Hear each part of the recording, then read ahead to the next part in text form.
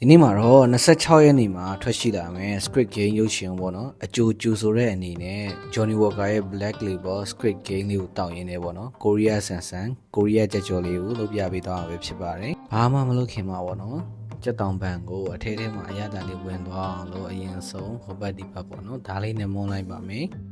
ဒီလိုမွန်းပြီးသွားလို့ရှိရင်တော့ကြက်တောင်ကိုအရသာနှပ်ပါမယ်ကြက်သွန်ဖြူဂျင်းကြက်သားမုတ်စားထည့်ပြီးတော့အရသာနှပ်ပါမယ်ဒီလိုကြက်သားကိုအရသာနှက်ထားတဲ့အချိန်မှာပေါ့နော်ကြက်ကြော်ပွားလို့ရှိရင်ရောဖို့အတွက်ကိုရီးယား sauce ကိုဖြော်ပါမယ်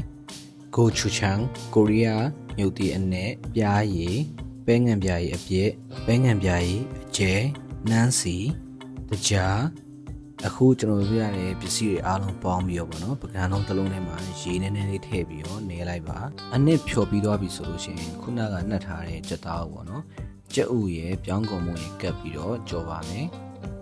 ကြော်တဲ့နေရာမှာလည်းတစ်ချိန်နဲ့ပေါ့နော်အပီးကြော်တာမျိုးမဟုတ်ပဲね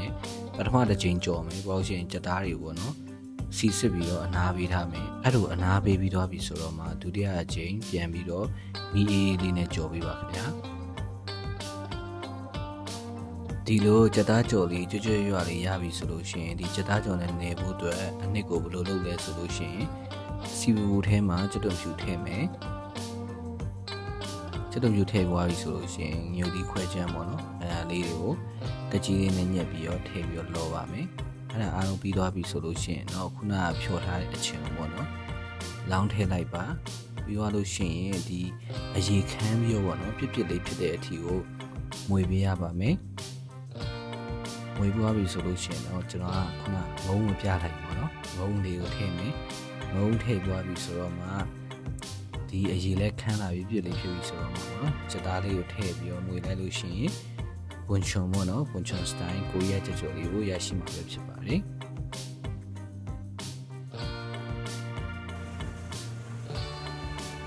ကဲဒီနေ့မှာတော့ homemade Korea ကြက်ကြော်နဲ့ Johnny Walker ရဲ့ Squid Game Limited Edition ကိုတောက်ရင်းနဲ့အနေနဲ့ review လေးပြပေးချင်ပါတယ်။ review လေးမပြောခင်မှာဒီ blend အကြောင်း design color လေးဟောအနေနဲ့ပြပေးချင်ပါတယ်။ဒီကောင်က Johnny Walker နဲ့ Netflix series ပေါ့နော် collaborate လုပ်ပြီးတော့ထုတ်လုပ်ထားတဲ့ Black Label Squid Game Limited Edition blend ဖြစ်ပါတယ်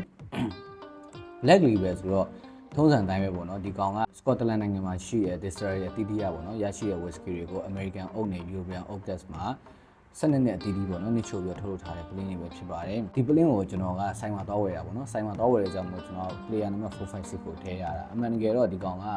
player number 001ကနေပြီးတော့456ကိုထုတ်တာ online ကနေပြီးတော့မှာမယ်ဆိုလို့ရှိရင်တော့ player number ကိုတော့ random ရရှိမှာပေါ့နော် game ထဲအတိုင်းပဲပေါ့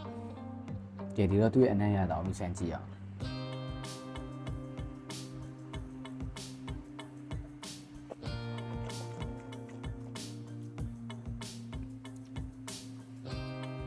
ကျွန်တော်အရှိမပြောသွားတဲ့အတိုင်းပေါ့နော်သူက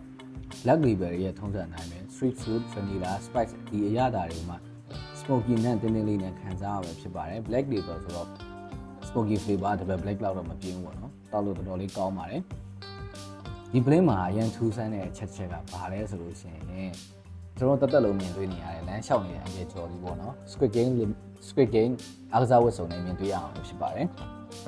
ခိုင်းဆိုရှင်အငယ်ကျော်နေကအမဲရောင်ဝတ်စုံကြီးပဲလို့ချင်းအုတ်ထုတ်မဲအောင်စောင်းပြီးတော့နော်လမ်းလျှောက်ပြီးရှောက်တိုးနေတာပေါ့ဒီမှာတော့ကျွန်တော်က Squid Game